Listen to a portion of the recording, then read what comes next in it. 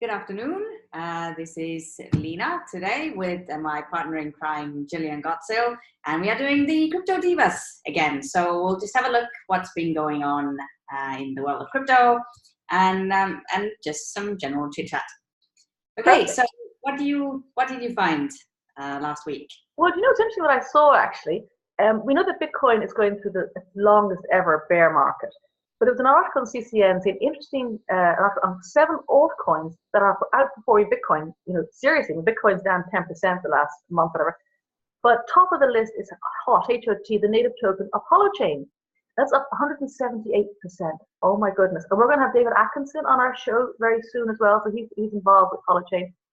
Things called Agus, Chainlink, Numeri, Tron, Loopring, and OAX. They're all up, and the smallest, the last one, is up 31%, while Bitcoin is down 10%. That's kind of interesting, isn't it? That normally the altcoins go down further than Bitcoin. So especially with Holochain, that's amazing. 178% surge. Whoa. Yeah, I met him on my trip to London as well, and my good friend Alex Norta, who's written many white papers on different blockchain projects, and he looked over the project and he said that's pretty cool what they're doing. So yeah, I'm definitely gonna keep my eye out on that one, see where it goes. Because he's my partner in crime on blockleaders.io. So we're definitely going to have him on this show. He wants to come on anyway, so we'll have him on. Maybe next week we'll do it. We'll see if he's free. And then of course you see as well that they're saying the same theme. If Bitcoin goes below the $2,000, they're not calling it the crypto winter. It's the crypto nuclear winter. So they're getting new words to describe it. Well, to be honest, I don't think it's going to go down much more. Because historically, the most it's lost was 93% when it went from $31 down to $2, where that was, I think, after the first Mt. Gox hack. But now at the lowest point it had lost 83%, so I think we're close to the end. And the halving is coming next year, so that's when it normally starts picking up again. So we'll see. We'll see. So I have a lot of things about, scary stuff. Like why is it so important to keep your crypto safe and make sure that you have a contingency plan? So there is this exchange called, how do I say that? Quadriga CX, and it's the largest Bitcoin exchange in Canada. And they've lost $190 million worth of crypto, and not because they've been hacked or funds haven't been stolen. And their CEO died, and he was the only one who had access to the cold storage. Oh my goodness! So that is, it's of course a cautionary tale, isn't it? But if you have an exchange, you need to have something in place. No one person should be solely responsible for the cold storage, because if you don't have the private keys, it's gone. So they're now trying to get access to his laptop, but so far have been unsuccessful. And that would really needs to be something that exchanges need to keep in mind. Wow, that is scary. But I mean, why would you even have the access to only to one person? And it was a disease that killed him. So they kind of sort of was coming. It wasn't like he was knocked down in a car accident. Yeah. I mean, I'm very sorry for the pardon me. I'm very sorry, obviously, for him and his family. But that's very strange business practice. Yeah. Whoa. Then on a more humorous note, I saw this very funny meme. It's like Kermit the Frog. Maybe it wasn't Kermit, it was a frog. And he's very homeless, this cardboard shelter, and he has a sign up and it goes, "Need Bitcoin to buy rocket ship to the moon." I thought it was quite funny. Yeah. That's good. So, okay, I will continue with the doom. Oh, doom again. Oh dear. Okay, keep on dooming. there's new malware that targets Apple Mac computers. My story too. Darn it. Yeah. And now I am panicking, of course. I've done a full scan on my laptop. Everything seems fine because, Macs are considered safer and like easy, not so easy to create malware for, but of course it doesn't mean that it doesn't get affected. So yeah, this new malware, what it does, it tries to navigate past the authentication process, and it is stealing a combination of your login credentials, text messages, and cookies.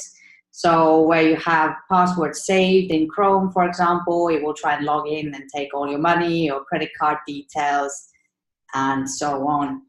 So yeah. Wow. Apparently, though, if you have the software called Little Snitch, it backs off. I don't know if you've heard of that software. Apparently, it's a Mac tool, defense tool. But it is quite scary. Mm-hmm. And actually, continue on your scary stuff. As part of that story, there was a McAfee report that in December there were 4 million new mining malware threats. 4 million. And that's only the last quarter of 2018. And that compares at less than 500,000 in 2017 and 2016 combined. So be scared. Be very scared. Don't die. Make sure your computer is protected. And yeah. Yeah, it's not nice, is it? No. What other doom and gloom do you have? Well, so thanks to the recent shutdown of the government in the US, it's a pretty ugly story there because of some stupid wall that shouldn't be even considered happening. The crypto products will have to wait longer as US regulators have quite a big backlog. So as the government wasn't working for quite a while,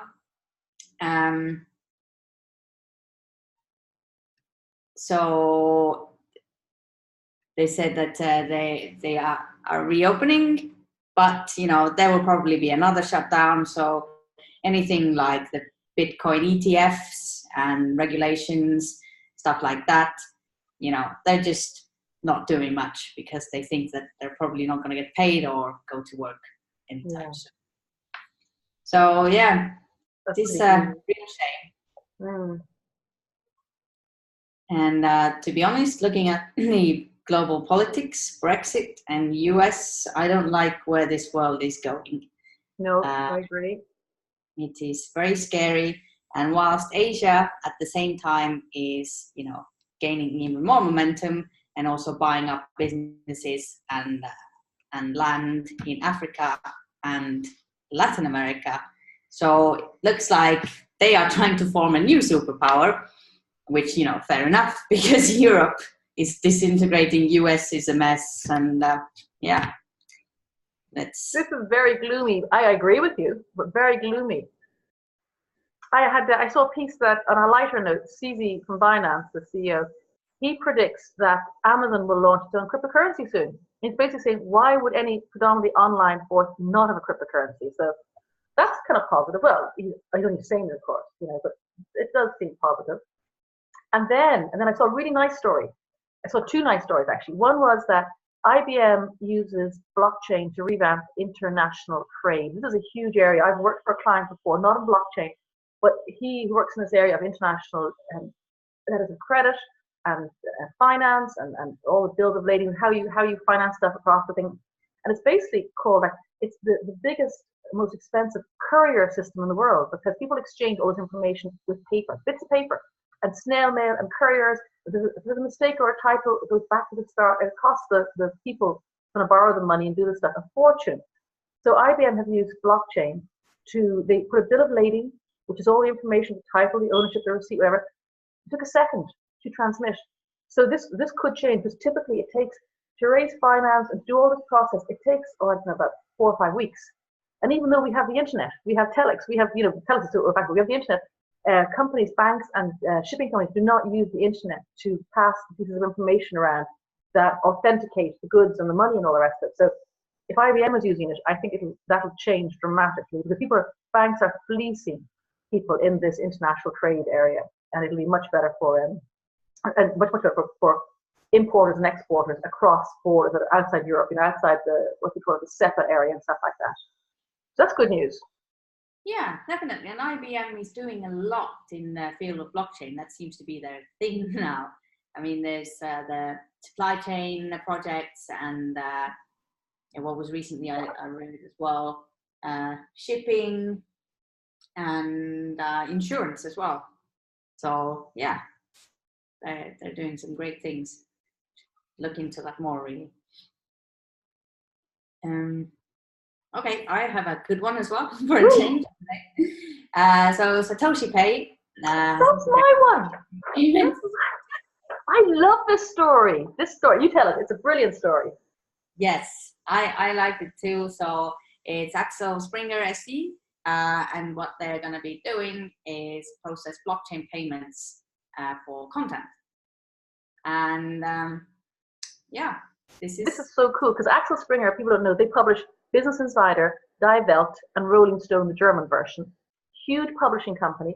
And I use this example, micropayments, which are massive. It's one of the major uses of cryptocurrency because it's divisible, obviously, by the 18 decimal points. Because up until now, if you wanted to buy an article from a publication, you couldn't. It would cost too much to transmit it and to transact it. But now you can.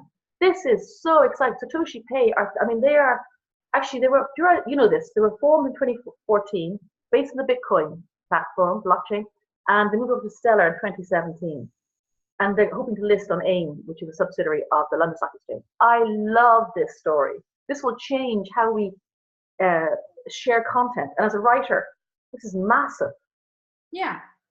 We have this thing in Estonia, which is pretty popular. So on mobile payments. So if you want to read one article, but don't want to subscribe to the whole newspaper, you just make the payment with your phone. And you have the option, you can add it to your phone bill, or it will just do the payment. I know that some friends tried to do something on blockchain.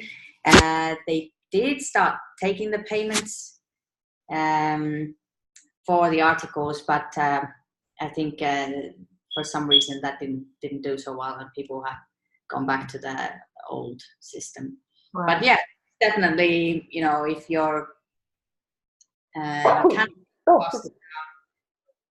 depending, of course, probably not with Bitcoin, but something else. Speaking of which, I haven't checked for a while what the Bitcoin transaction fee is. That would be